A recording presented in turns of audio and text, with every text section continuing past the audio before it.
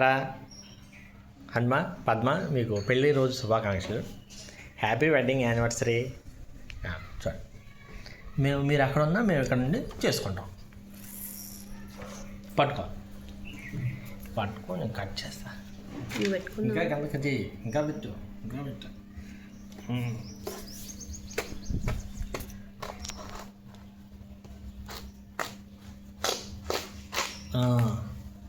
ఇది ఇద్దరికి రా.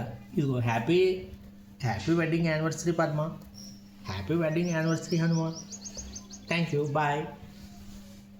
మీరు కూడా చెప్పండి.